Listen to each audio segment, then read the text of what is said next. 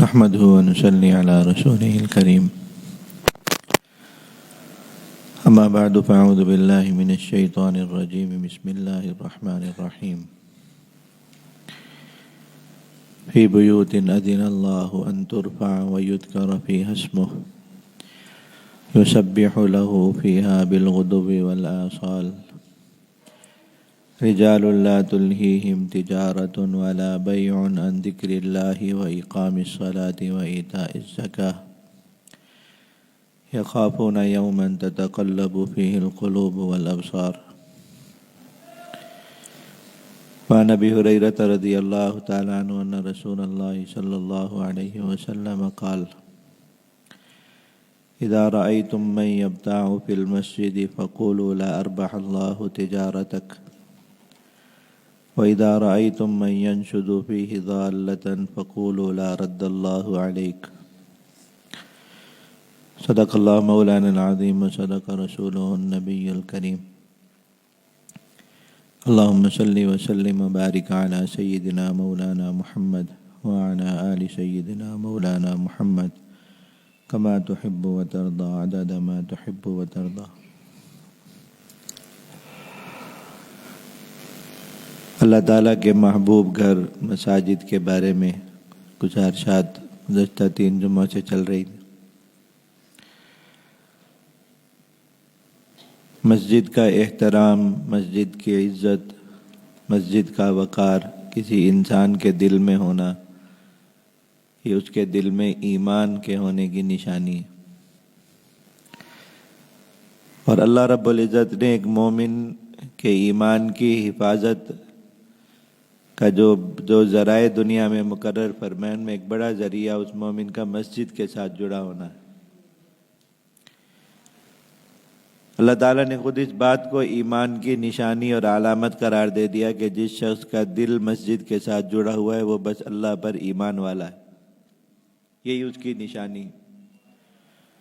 اور نبی کریم صلی اللہ علیہ وسلم نے بھی فرمایا کہ تم جس شخص کے دل کو مسجد کے ساتھ جڑا ہوا دیکھو تو فاشہدوا لہ بالایمان، تم اس کے ایمان کے گواہ بن جائے گا. ایمان کی حفاظت وہ ہے علم کے ساتھ، اور اسلام میں جو علم کا مرکز ہے وہ مسجد. ایک آدمی اگر چاہتا ہے کہ اس کا ایمان سلامت رہے، یہ بات بہت تفصیل کے ساتھ چند جمعوں تک مسلسل یہاں چلتی رہی کہ ایمان کے جو لوازم ہیں، ایمان کے جو تقاضے میں سے ایک بڑا تقاضا یہ ہے کہ ایمان کو سیکھا جائے، حاصل کیا جائے، اور اس سے متعلق اپنے علم کو بڑھایا جائے تاکہ ایمان فتنوں سے محفوظ رہے. ایک مومن کو یہ علم ایمان کا یہ مسجد سے حاصل ہوتا ہے. نبی کریم صلی اللہ علیہ وسلم کے زمانے سے آج تک ایمان کے سیکھنے سکھانے کی جو ترتیب چلی آ رہی ہے وہ مسجد کے ساتھ جڑی ہوئی شروع سے ہی. اس لیے اللہ کے نبی صلی اللہ علیہ وسلم نے مسلمانوں کا یہ مزاج بنایا کہ مسلمان جہاں بھی پہنچے، خود نبی کریم صلی اللہ علیہ وسلم کی سیرت سے انہوں نے یہ سبق لیا کہ مسلمان جہاں بھی پہنچے اور اب آگے یہاں پر دین کے احیاء کا کام اور دین کے فروغ کا کام ہونا ہے، تو سب سے پہلے جو چیز قائم کی وہ مسجد کی کہ لوگ اب یہاں جڑیں گے اور یہاں آ کر دین اور ایمان سیکھیں گے. تو ایک مومن اگر چاہتا ہے کہ اس کا ایمان محفوظ رہے تو اس حوالے سے بھی اس کے لیے مسجد کے ساتھ جڑنا بہت ضروری ہے کہ وہ اس ایمان کو سیکھے گا کہاں جا کے. وہ اس ایمان سے متعلق اپنا جو ضروری علم ہے، لازم علم ہے، فرض علم ہے، یہ کہاں جا کے حاصل کرے گا. اس کا مرکز اللہ رب العزت نے مسجد کو بنایا. یہاں پر ایک مسلمان آئے، اللہ رب العزت کا نام سیکھے، اللہ رب العزت سے متعلق اپنا عقیدہ درست کرے، اسلام کا جو بنیادی عقیدہ ہے، اسلام کا جو بنیادی نظریہ ہے وہ سیکھے، اسلام کے بنیادی احکام سیکھے، اور پھر ان احکام پر عمل کی جو ترتیب ہے انسان کی زندگی میں شروع مسجد سے ہوتی ہے کہ اللہ رب العزت کا وہ حکم جو سب سے زیادہ تکرار کے ساتھ ایک مومن کی زندگی میں آتا ہے وہ نماز، اور نماز کا جو عبادت ہے وہ اللہ رب العزت نے مسجد کے ساتھ جوڑی. دور حاضر کے فتنوں میں ایک بڑا فتنہ یہ چیز ہے کہ جن لوگوں کے دلوں میں دین کا علم حاصل کرنے کا کچھ شوق ہے، شعور ہے ان کو کہ دین کا علم سیکھنا چاہیے، حاصل کرنا چاہیے، وہ بھی اب یہ سوچتے ہیں کہ دین کے علم کے حصول کے جو دیگر ذرائع مسجد سے کٹ کے وہاں سے اس علم کو حاصل کیا جائے اور سیکھا جائے۔ اور بہت سے اللہ تعالیٰ معاف فرمائے خود دین کا علم سکھانے، پڑھانے، سمجھانے والوں کی اپنی سوچ یہ بن گئی کہ مسجد میں بیٹھ کر، مسجد کے ممبروں محراب سے بیٹھ کر دین کی بات کرنا، دین کی تعلیم دینا، اسلام کا نظریہ سکھانا، اسلامی سوچ عام کرنا، یہ اب چھوٹا کام رہ گیا۔ معاذ اللہ ان کی نظر میں مسجد کا ممبر و محراب ایک چھوٹا فورم بن گیا، اور یہ جو دور جدید کی جو ایجادات، دعوتی ایجادات، ان کی طرف زیادہ رجحان اور توجہ، سیکھنے والوں کا بھی سکھانے والوں کا، کہ وہیں سے دین سیکھ لیا جائے، وہیں سے دین حاصل کر لیا۔ بظاہر بڑی خوشنما بات ہے، سیکھنے والوں کو اس لیے بہت مزہ آتا ہے اس میں کہ وہاں صرف دین سیکھنا نہیں اور بہت ساری نفسانی تفریحات ساتھ ساتھ چلتی رہتی ہیں جو دین کے نام پر حلال کر لی جاتی، اور سکھانے والوں کو مزہ اس چیز کا ہے زیادہ، اور ذوق اس لیے اس طرف زیادہ مائل ہو گیا کہ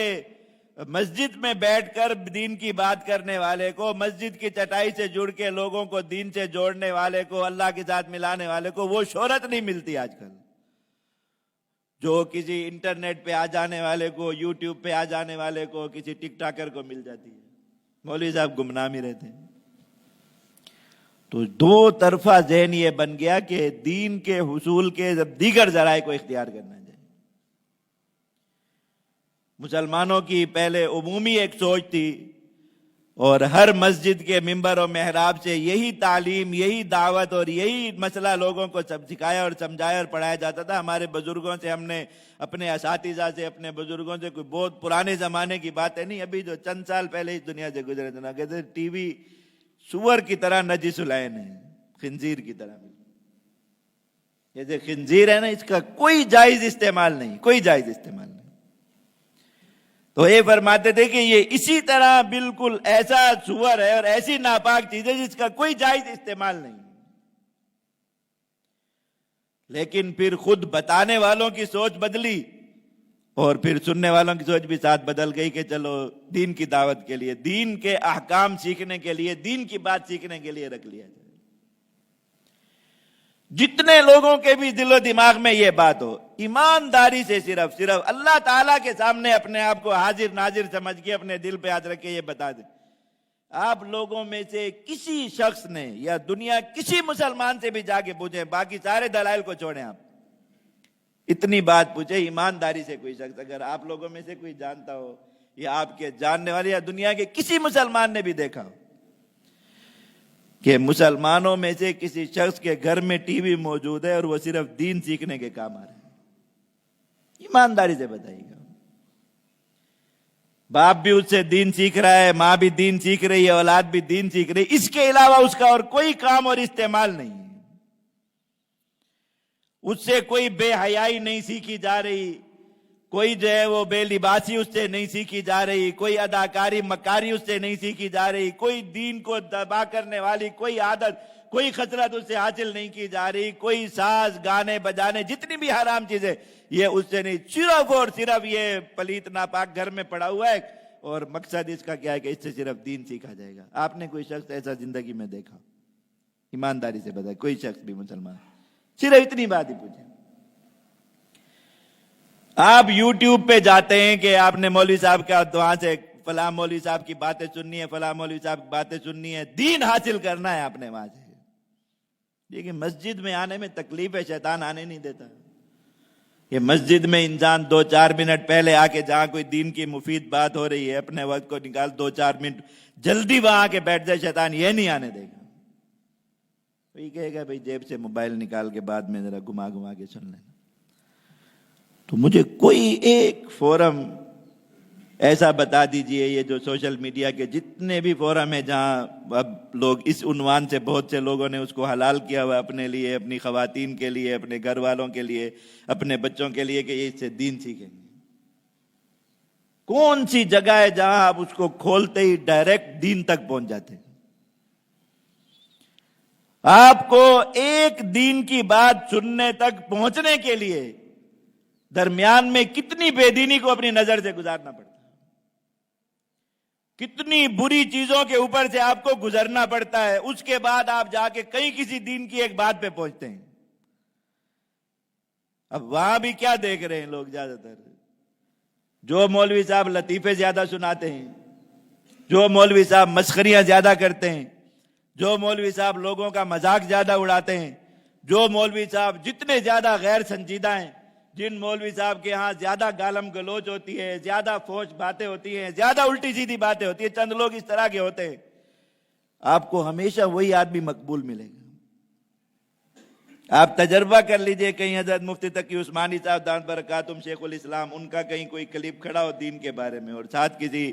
دوسرے کسی ٹک ٹاکر مولوی صاحب کی کوئی بات کھڑی ہو، نیچے لکھے ہوئے چیک کر لیجئے گا کہ وہ مفتی تقی عثمانی صاحب کی بات کتنے لوگوں نے سنی ہے اور یہ مسخرے کی بات کتنے لوگوں نے سنی ہے۔ آپ کو خود پتہ چل جائے گا کہ لوگ وہاں کیا کرنے کے لیے آتے۔ لیکن ایک عمومی ذہن، جو انسان اپنے آپ کو بچا رہا ہے اسے، اس کو بھی کھینچا جاتا ہے کہ آپ اگر دین کا کچھ کام کرنا چاہتے ہیں، دین کی دعوت دینا چاہتے ہیں، آپ کام صرف اس صورت میں بچے گا کہ آپ کو بھی ان جگہوں پر موجود ہونا چاہیے۔ آپ اگر فیس بک پہ نہیں ہیں، آپ اگر ٹویٹر پہ نہیں ہیں، آپ یوٹیوب پہ نہیں ہیں، آپ کے ٹک ٹاک کی ویڈیو نہیں بنی ہوئی، آپ دین کا کیا کام کر رہے ہیں دنیا میں؟ جو بیچارہ نہیں جاتا اس کو اس احساس کمتری کا شکار کرنے کی کوشش کی جاتی، اس کو اس احساس کمتری۔ اب کسی مسلمان کو آپ کتنی مفید سے مفید کتاب دے دیں، جس ایک کتاب سے اس کی زندگی بن سکتی ہے، اس کی آخرت سنور سکتی، اس کی زندگی میں انقلاب برپا ہو سکتا ہے اس ایک کتاب کے پڑھ لینے سے، آپ اس کو جا کے دیکھیں اگر وہ کتاب لے کے بھی بیٹھا ہوگا، گود میں کتاب رکھی ہوگی، ہاتھ میں موبائل پہ کچھ دیکھ رہا ہوگا، شیطان وہ کتاب نہیں کھولنے دے گا۔ اور پھر اگر کتاب کی طرف بلائیں تو پہلا مطالبہ کیا ہے؟ کتاب کی پی ڈی ایف ہے یا نہیں؟ پہلا سوال یہ ہے کہ آپ اس کتاب کو کھول کے نہیں پڑھ سکتے۔ اللہ رب العزت نے علم کا سب سے پہلا ذریعہ جو آسمان سے زمین پر اتارا ہے، جس کو جتلایا کہ ہم نے تمہارے لیے اس چیز کو ذریعہ علم بنایا، وہ کیا ہے؟ قلم اور کتاب۔ ایک مسلمان کی زندگی میں ان دو ذرائع سے جو اللہ نے مقرر فرما دیے، الکتاب اور القلم، اس سے ہٹ کے علم آ ہی نہیں سکتا ایک مسلمان کی زندگی میں۔ اللہ رب العزت نے فرمایا ہم نے انسان کو پیدا کیا اور اس کے لیے ذریعہ علم کس چیز کو بنایا؟ علم بالقلم۔ اللہ وہ ذات ہے جس نے لوگوں کو قلم کے ذریعے علم عطا فرمایا۔ پہلی وہی جو ہمارے دین کی نازل فرما رہی ہے وہی ہے۔ اب کیا ہے کہ قلم سے لکھنا چھوٹی بات ہے، اگر آپ کتاب لکھ رہے ہیں آپ چھوٹے ہیں، آپ اگر کہیں پوسٹ لکھ رہے ہیں تو آپ بڑے ہیں، فیس بک پہ آپ کی پوسٹ آ رہی ہے، آپ کچھ کہیں ٹویٹر پہ آپ 2-4 جملے لکھتے ہیں، آپ بڑے آدمی ہیں۔ آپ اگر کتاب لکھ رہے ہیں آپ بہت چھوٹے آدمی ہیں۔ آپ سوچئے کہ اللہ رب العزت نے بقا کس علم کو دی ہے؟ یہ سب چیزیں آپ کتنی مفید سے مفید تحریر ایک انسان اس پہ لکھے، یہ جو گمراہی کا اور جہالت کا سمندر اور سیلاب جس کو سوشل میڈیا کہتے ہیں، اپنا سارا دماغ خرچ کر کے اگلے دن آپ کسی پڑھنے والے سے پوچھو اس کو پتہ نہیں ہوگا اس نے کل کیا لکھا تھا۔ قیمتی سے قیمتی تحریر کی عمر 24 گھنٹے سے زیادہ نہیں۔ انسان اس پہ اپنی صلاحیتیں اور توانائیاں ضائع کرتا ہے اور وہ بس نیچے اس وقت میں فوری طور پہ ذرا حاضری لگ جاتی ہے، 2-4 آدمی آگے واہ واہ واہ کہتے، 2-4 آدمی آگے گالیاں دے جاتے ہیں، تو جبلت کو تسکین ہو جاتی ہے انسان کو کہ میرا لکھا ہوا کام آ گیا۔ 24 گھنٹے بعد آپ اس سے پوچھیں گے اس شخص نے کل کیا لکھا تھا، کسی کو بھی پتہ نہیں، کسی کو۔ یہ سب کچھ اللہ رب العزت یہ دکھا رہے کہ کتنی کمزور چیز ہے، کتنی فانی اور بیکار چیز۔ اور کتاب دیکھیے، کسی نے صدیوں پہلے کتاب لکھی، آج تک بھی وہ علم زمین پر باقی ہے یا نہیں؟ آپ اپنی دعوت کو اگر ان فانی چیزوں کے ساتھ جوڑ دیتے ہیں، ان ہوائی چیزوں کے ساتھ جوڑ دیتے ہیں، آپ کہیں بس آپ کی دعوت وہی ہے جو ٹک ٹاک پہ، یوٹیوب پہ، سوشل میڈیا پہ فلاں فلاں ہے، تو یہ جیسے یہ چیزیں کل کو ختم ہو جائیں گی، تھوڑی سی سمندر کے نیچے تار ہلے گی تو سب بیٹھے ہوں گے اپنے موبائل لے کے پاگلوں کی طرح دیکھتے ہوئے، اس پہ کچھ نہیں آ رہا ہوگا۔ ایسا ہو جاتا ہے یا نہیں ہو جاتا روزانہ؟ تو وہ سارا علم گیا، ساری دعوت گئی، سارا نظریہ گیا، ساری کوشش اور محنت گئی، کتاب ہے باقی، اگر اس کو دبا بھی لیا جائے گا پھر کسی وقت میں اٹھ کے آ جائے گی اور پھر دنیا میں اپنا آپ منوا لے گی۔ آپ لوگوں نے یہ مشہور محدث حضرت امام نسائی رحمۃ اللہ علیہ نام سنا ہوگا ان کا، یہ سیاہ ستہ جو ہمارے ہاں حدیث کی 6 سب سے بڑی کتابیں ان میں سے ایک کے مصنف ہیں، ہر مدرسے میں وہ کتاب پڑھائی جاتی ہے، اس کو پڑھے بغیر کوئی آدمی اب عالم دین کا خطاب حاصل نہیں کر سکتا۔ حضرت امام نسائی رحمۃ اللہ علیہ کی یہ کتاب عالم اسلام میں کئی صدیاں بہن رہی، نہ اس کو پڑھنے کی اجازت تھی، نہ اس کو پڑھانے کی اجازت تھی، نہ اس کو شائع کرنے کی، چھاپنے کی اجازت نہیں تھی، لیکن وہ اپنا علم کتاب کی شکل میں دنیا میں محفوظ کر گئے، چھوڑ گئے۔ اللہ رب العزت نے ایک وقت میں پھر اس کتاب کو اٹھایا، دنیا کا کوئی مدرسہ ایسا نہیں ہے جہاں سے کوئی شخص عالم دین کی سند حاصل کر سکتا ہے، امام نسائی رحمۃ اللہ علیہ کی کتاب پڑھے اس کو حاصل کیا، اللہ رب العزت نے اس کو باقی رکھا۔ ایسے ہی بھائی یاد رکھو، مسجد باقی رہنے والی چیز ہے، ٹی وی فنا ہو جائے گا، یہ انٹرنیٹ تباہ و برباد ہو جائے گا، فنا ہو جائے گا، یہ کچھ باقی نہیں رہے گا، مسجد باقی رہنے والی چیز ہے، یاد رکھو یہ اللہ کا گھر ہے، اس کی نسبت اللہ کی طرف ہے، اس نے باقی رہنا ہے اور اس نے جنت کا حصہ بن جانا ہے۔ یہ ساری زمین تباہ و برباد ہو جائے گی، ختم ہو جائے گی، کچھ باقی نہیں رہے گا اس کا، یہ ملیا میٹ ہو جائے گی، اس کا وجود ختم ہو جائے گا۔ زمین کا وہ حصہ جس کو اللہ نے مسجد بنایا یہ باقی رہے گا، کبھی ختم نہیں ہوگا، یہ جنت کا حصہ بن جائے گا، جا کے ہوگا، وہاں جوڑ دیا جائے گا۔ تو ایک مومن نے اگر اپنا ایمان اس مسجد کے ساتھ جوڑا ہوا ہے، مسجد باقی، اس کا ایمان باقی ہے۔ ایک مومن نے اگر اپنا ذریعہ علم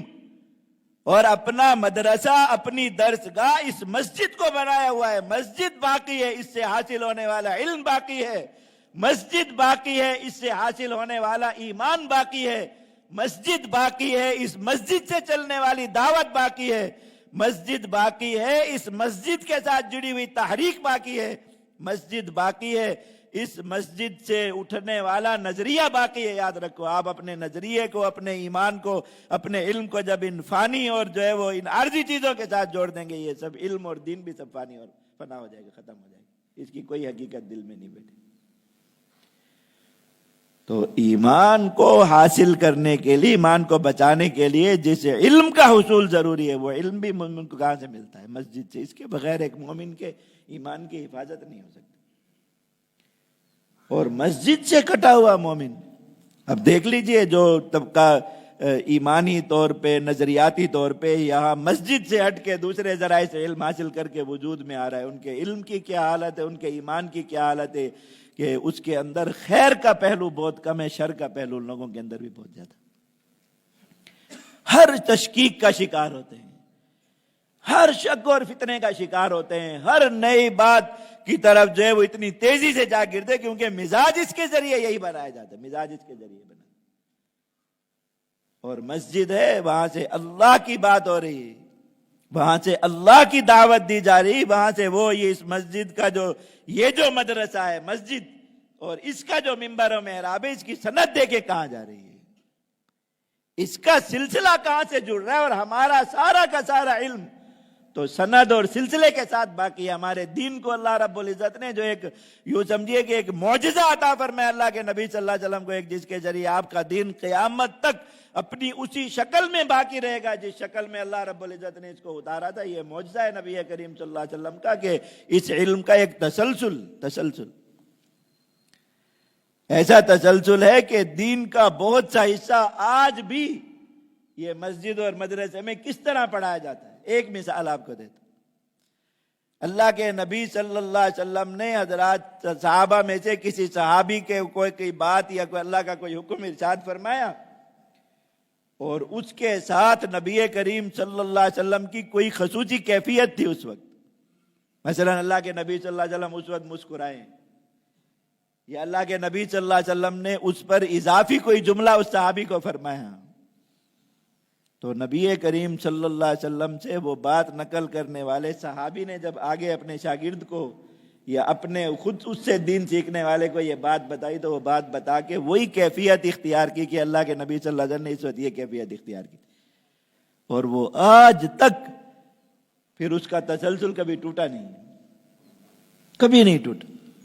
ہر استاد پڑھاتا ہے اور پھر طالب علم کو وہ کیفیت جو پیچھے اس نے اپنے استاد سے دیکھی، اس نے اپنے استاد سے دیکھی، تو اس کیفیت کا براہ راست سند اور سلسلہ کہاں جا کے جڑتا؟ اللہ کے نبی صلی اللہ علیہ وسلم کی ذات کے ساتھ جا کے جڑتا۔ تو یہ مسجد کا منبر، مسجد کا محراب اللہ کے نبی صلی اللہ علیہ وسلم کا مدرسہ بھی ہے، اللہ کے نبی صلی اللہ علیہ وسلم کی درسگاہ یہی، اللہ کے نبی صلی اللہ علیہ وسلم کی خانقاہ یہی، اللہ کے نبی صلی اللہ علیہ وسلم کی دعوت کا مرکز یہی ہے۔ نبی کریم صلی اللہ علیہ وسلم نے دین سکھایا، دین پڑھایا، عقیدہ سکھایا، مسائل بتائے، نظریہ بتائے، جو کچھ بنایا، حتیٰ کہ اپنے لشکر تک نبی کریم صلی اللہ علیہ وسلم نے تیار فرمائے، مسجد کے منبر پر بیٹھ کر تیار فرمائے۔ تو اس کی سند کتنی اونچی ہے، کتنی عالی سند ہے اس کی کہ نبی کریم صلی اللہ علیہ وسلم سے وہ تسلسل، تو اب اللہ کے نبی صلی اللہ علیہ وسلم کے ساتھ تسلسل کے ساتھ جو دین چلا رہا ہے یہ کبھی نہیں مٹ سکتا کبھی۔ اور آج جہاں کوئی شخص اس دین کو اس تسلسل والے راستے سے، اس تسلسل والے طریقے اور ذریعے سے الگ کسی جگہ پہ لے گئے،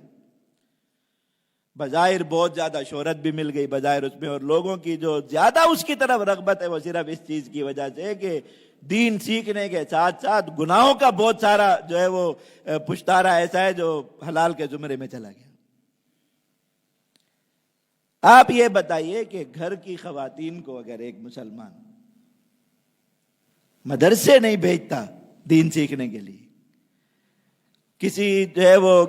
اس پر اس کو اعتبار نہیں کہ وہ وہاں جا کسی کے وہاں پردہ پڑھایا جاتا، وہاں نہیں جا سکتی گھر کی خواتین دین سیکھنے کے لیے۔ یہ جو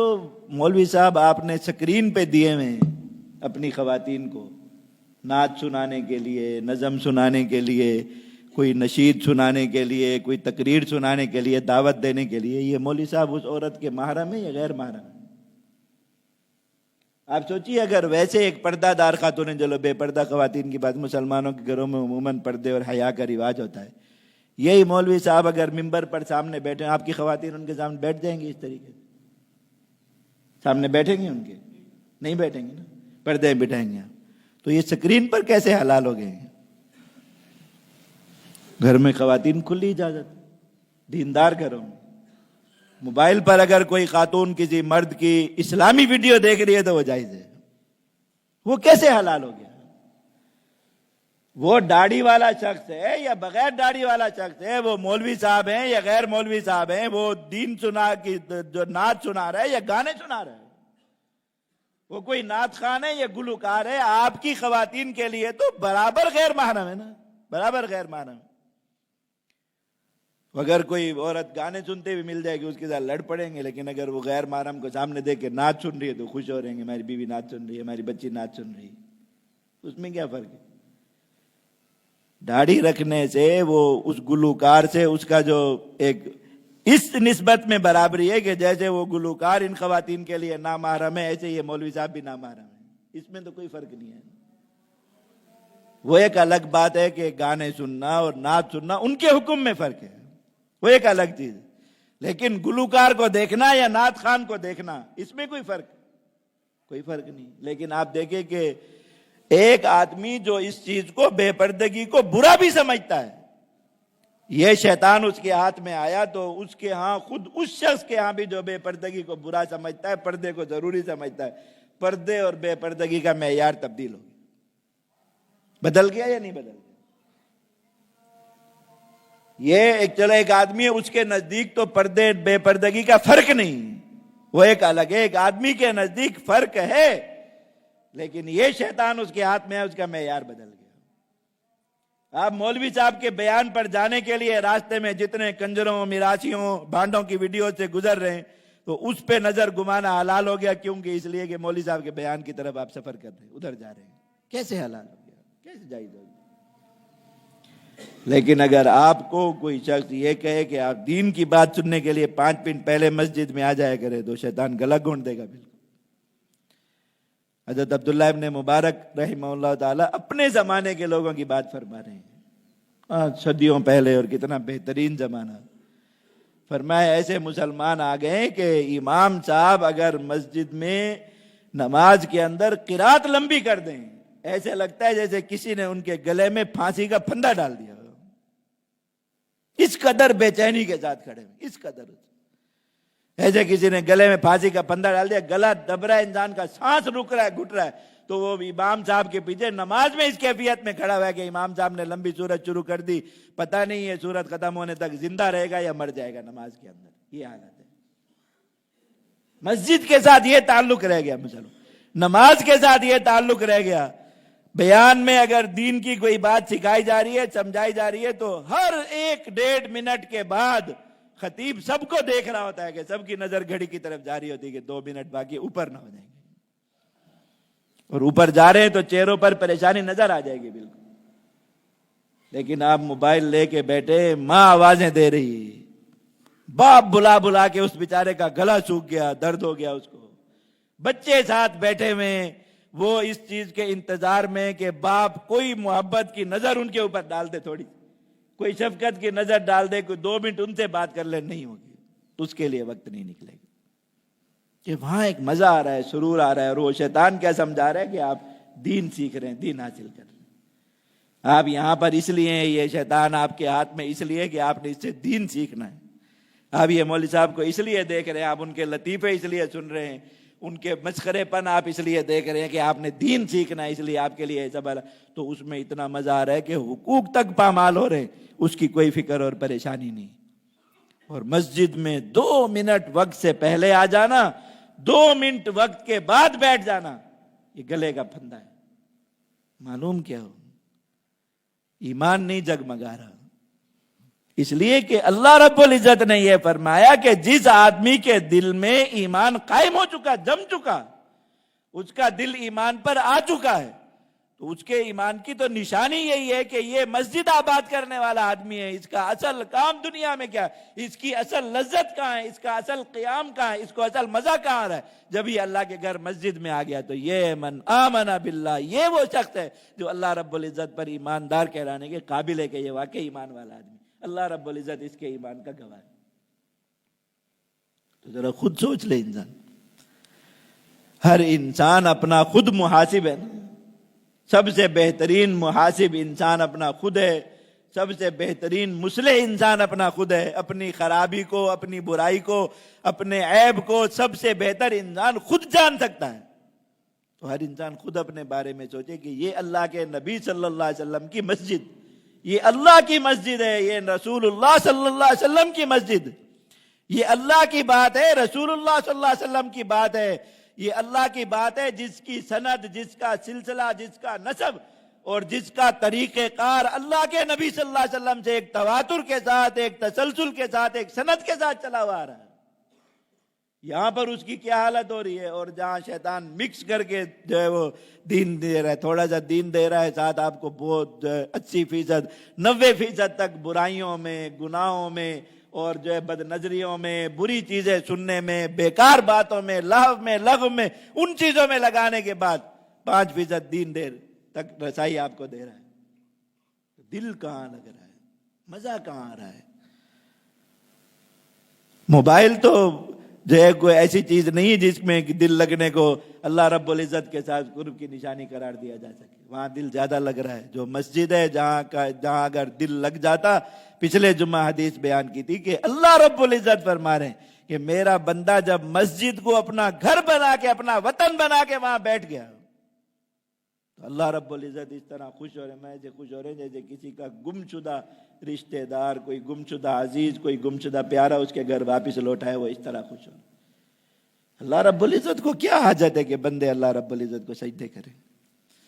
اللہ رب العزت کو کیا حاجت ہے کہ بندے اللہ رب العزت کا گھر آباد کریں؟ اللہ کی بادشاہت میں کیا کمی آتی ہے یا کیا اضافہ ہوتا ہے اس سے؟ اللہ کے نبی صلی اللہ علیہ وسلم حدیث قدسی میں بیان فرما رہے ہیں، اللہ تعالیٰ کی طرف سے حکایت فرما رہے ہیں، یا ابن آدم اللہ رب العزت آدم علیہ السلام کی اولاد کو خود خطاب کر کے فرما رہے ہیں میں تم سارے کے سارے انسان دنیا کے سب سے نیک پارسا متقی انسان کے سانچے میں ڈھل جاؤ، سارے کے سارے انسان، تو تمہارا یہ عمل میری بادشاہت میں ایک ذرے برابر بھی اضافہ نہیں کرتا، میں تمہاری عبادت سے غنی ہوں، اور تم سارے کے سارے انسان اولین آخرین جن بھی اور انسان بھی سارے کے سارے، وہ میں دنیا کے سب سے بدکار، سب سے برے، سب سے فاجر انسان کے قالب میں ڈھل جاؤ، سارے کے سارے نافرمان بن جاؤ، ہماری بادشاہت میں ایک ذرے کے برابر بھی کمی نہیں ہوتی۔ اللہ رب العزت بندوں کی عبادت سے بھی غنی، اللہ رب العزت بندوں کے گناہوں سے بھی بے پرواہ ہیں، کوئی پرواہ نہیں، نہ کسی کے فرما بردار بننے سے اللہ رب العزت کو کوئی فائدہ ہے، اور نہ کسی کے نافرمان بننے سے اللہ رب العزت کی بادشاہت میں کوئی نقصان آتا ہے۔ پھر اللہ رب العزت فرما رہے کہ بندے تو جب مسجد میں آ جاتا ہے، تیرے مسجد میں آنے سے، بیٹھنے سے، میرا ذکر کرنے سے اللہ رب العزت مارے مجھے ایسی خوشی ہوتی جیسے کوئی گمشدہ گھر میں لوٹا ہے۔ یہ کس چیز کی خوشی ہے؟ کہ اس چیز کی خوشی ہے کہ بندے نے اللہ رب العزت کی بات مانی، بندے نے اللہ رب العزت کے گھر کی عزت کی، بندے نے اللہ رب العزت کے یہ گھر اللہ کی طرف منسوب ہے اس کا مقام سمجھا، اور اپنی پناہ گاہ اپنے گھر کو سمجھنے کی بجائے، دنیا کو سمجھنے کی بجائے اللہ رب العزت کی بادشاہت کو اپنے لیے، اپنے ایمان کے لیے پناہ گاہ سمجھا، اللہ رب العزت اس پر اس طرح خوش ہو کے مسکرا رہے، اور اس طرح اس پر اپنی رضا، اپنی رحمت اللہ رب العزت اس پر لوٹا رہے۔ اللہ رب العزت کو کیا حاجت تھی اس چیز کی؟ لیکن ہر انسان اپنا محاسب بنے، اس بارے میں ہر انسان اپنا محاسب بنے کہ کیا مسجد میں آنے سے، مسجد میں کچھ وقت گزارنے سے، مسجد میں بیٹھ کے اللہ کوئی بات سننے سے کوئی کبھی خوشی بھی ہوتی ہے، دل میں محسوس ہوتی ہے، بھی لذت آتی ہے کہ ہم اللہ کے گھر میں، اس احساس سے کوئی اپنے اندر ایک شکر کا جذبہ، شکر کا داعیہ پیدا ہوتا ہے، یعنی کہ اللہ نے مجھے اپنے گھر بلایا، میں اس وقت اللہ کے گھر میں ہوں، اللہ کا مہمان ہوں، اتنی بڑی بادشاہت میں، اتنی بڑی سلطنت میں ہوں کہ اللہ رب العزت نے مجھے اپنے گھر میں بٹھایا۔ کبھی دل میں اس چیز کا احساس آتا ہے؟ نہیں آتا؟ اگر آتا ہے تو یہ عین ایمان، اور اگر نہیں آتا تو فکر کی بات۔ اگر ہمارا دل مسجد کی جگہ کہیں اور بہت زیادہ لگتا ہے اور مسجد میں آنے سے ہمارا دم گھٹتا ہے، اگر ہم اپنے لیے ایمان کی حفاظت کا، ایمان کے حصول کا، ایمان کے سیکھنے کا مرکز اور اس کا مدرسہ اور اس کی درسگاہ کسی اور جگہ کو سمجھتے ہیں مسجد کو چھوڑ کے، حالانکہ اللہ رب العزت نے مسجد کو ہمارے لیے اس کی درسگاہ بنایا، تو یہ ایمان کے لیے فکر کی بات ہے بھائی، ایمان کے لیے خطرے کی بات ہے۔ ایک مسلمان مسجد کو اپنا ایسا گھر بنائے، ایسا گھر کہ اس کو ذکر کے لیے جو جگہ پسند ہو مسجد، دعا کے لیے جو جگہ پسند ہو مسجد، عبادت کے لیے جو جگہ پسند ہو مسجد، اپنا دین کا علم حاصل کرنے کے لیے جگہ پسند ہو مسجد، دنیا کے فتنوں سے کٹ کے تھوڑی دیر اللہ کی طرف متوجہ ہو کے بیٹھنے کے لیے جو جگہ پسند ہو، جو عافیت کا گوشہ انسان اپنے لیے سمجھے کہ میں جب یہاں آ گیا اب میرا ایمان بھی محفوظ ہو گیا، میرے نظریات اور میرے خیالات بھی محفوظ ہو گئے، اپنے لیے وہ گوشہ عافیت جس جگہ کو سمجھے وہ جگہ مسجد ہے، اللہ رب العزت کی زمین پر مسجد۔ یہاں آتا ہے تو اللہ رب العزت اپنی پوری خوشی کے ساتھ اس کی طرف متوجہ ہوتا، اللہ رب العزت اپنی ساری رحمتوں کا رخ اس کی طرف فرماتے کہ بندہ میرے گھر آ گیا۔ بندہ جب اللہ رب العزت کے گھر میں آ گیا، اپنے گھر میں آئے ہوئے کا، تو دنیا کا کوئی معمولی سے معمولی آدمی بھی اس کو اکرام کے بغیر واپس نہیں جانے دیتا۔ اللہ رب العزت احکم الحاکمین، اللہ رب العزت سب سے زیادہ عطا فرمانے والے، سب سے زیادہ محبت فرمانے والے، سب سے بڑے سخی داتا، وہ اپنے گھر میں آئے شخص کو ایسے خالی ہاتھ واپس لوٹا دیں گے، اس کو بغیر کسی اکرام کے واپس لوٹا دیں گے، اس کو بغیر کچھ دیے اللہ رب العزت واپس لوٹا دیں گے۔ اللہ رب العزت کی شان سے ایسا سوچنا بھی بعید ہے ایک مسلمان کے اپنے ایمان کی بنیاد۔ تو ایک مسلمان جب مسجد کو اپنا یہ سب بنا لے گا، اس کو جو چاہیے، اللہ کے نبی صلی اللہ علیہ وسلم کی سیرت دیکھ، اور میں جب کوئی مشکل صورتحال اللہ کے نبی صلی اللہ علیہ وسلم کو پیش آتی، کان اذا حسبہ الامر، جب بھی کوئی ایسا معاملہ آ گیا جس نے تھوڑی سی پریشانی میں، تھوڑی سی گھبراہٹ میں ڈالا، اللہ کے نبی صلی اللہ علیہ وسلم فوراً کس طرف دوڑے؟ فوراً اللہ کے نبی صلی اللہ علیہ وسلم اللہ کے حضور مسجد میں جا کے نماز میں کھڑے ہو کہ اس مشکل سے کون نکالے گا؟ اللہ ہی نکالے گا۔ تو بجائے اس کے کہ انسان ادھر بھاگے، فلاں کے گھر جائے، فلاں کا دروازہ کھٹکھٹائے، فلاں سے جا کے کوئی مدد مانگوں، فلاں سے جا کے کوئی رہنمائی کچھ کروں، سیدھا اس دروازے پر پہنچا جو بس سب سے بڑا دروازہ، وہ اللہ رب العزت مسجد میں آ گیا، نماز میں کھڑا ہو گیا، اللہ رب العزت نے اس کی پریشانی دور فرمائی۔ تو ایک مومن کا جب یہ ایمان بن جاتا ہے تو وہ اللہ کے نبی صلی اللہ علیہ وسلم کی بالکل سیرت کے قدم بقدم ہو جاتا۔ تو خلاصہ یہی عرض کر رہا ہوں حضرات کہ ایمان کی حفاظت اسی چیز میں ہے کہ دین کی دعوت حاصل کرے مسجد سے، ایمان کی حفاظت اسی چیز میں ہے کہ دین کا علم حاصل کرے مسجد سے، ایمان کی حفاظت اسی چیز میں ہے کہ دین کا نظریہ حاصل کرے مسجد سے، ایمان کی حفاظت اسی چیز میں ہے کہ کسی تحریک، کسی جماعت، کسی دعوت کے ساتھ جڑنا ہے تو اس دعوت، اس معیار پر اس دعوت کو پرکھے، اس معیار پر اس تحریک کا جائزہ لے کہ مسجد سے جڑی ہوئی ہے یا نہیں، اس طرح مسجد سے کیا تعلق ہے، اللہ گھر سے کیا تعلق ہے، اس کی بنیاد پہ جب جڑیں گے ایمان محفوظ رہے گا۔ اور ایمان کی حفاظت اسی چیز میں ہے، نظریے کی حفاظت اسی چیز میں ہے کہ جب کوئی پریشانی آئے تو بجائے ادھر ادھر دوڑنے کے بندہ دوڑے اللہ کے گھر کی طرف۔ سارا اکرام اسی چیز میں ہے کہ جب کوئی پانے کی طلب ہو کچھ تو پانے کے لیے جو پتہ ہے اس کو جگہ کہ جہاں سے مجھے یقیناً ملے گا، وہ جگہ کون سی ہے؟ وہ مسجد ہے۔ اللہ کے گھر آ گیا، بس یہاں سے اب لے کے جائے گا اللہ رب العزت سے، اللہ رب العزت اس کو اپنے گھر سے خالی ہاتھ نہیں لوٹائیں گے۔ باقی جس کے دروازے پہ بھی جائے گا کیا پتہ ہے کہاں سے خالی ہے، کہاں سے لے کے ہے، کیا پتہ ہوتا ہے کسی کا، کہ اللہ کے دروازے پر اگر بھاگ کر آ جائے گا یہاں سے خالی ہاتھ نہیں جائے گا۔ تو ایمان کی حفاظت، نظریے کی حفاظت، دین کی حفاظت، اپنے جو ہے وہ شکر کی حفاظت، اللہ رب العزت کے ساتھ اپنی محبت کی حفاظت، ان ساری چیزوں کی حفاظت اللہ رب العزت نے اس چیز میں رکھی ہے کہ انسان اپنے دل کو مسجد کے ساتھ ایسا جوڑ لے کہ جیسے اللہ کے ہاں مسجد روئے زمین کی سب سے محبوب جگہ ہے، ایسے ہی اللہ کے بندے کے نزدیک بھی روئے زمین کی سب سے محفوظ، سب سے محبوب اور سب سے پرسکون جگہ جو ہے وہ مسجد بن جائے۔ اللہ رب العزت ہم سب کو یہ ایمان نصیب فرمائے۔ وآخر دعوانا الحمدللہ رب العالمین۔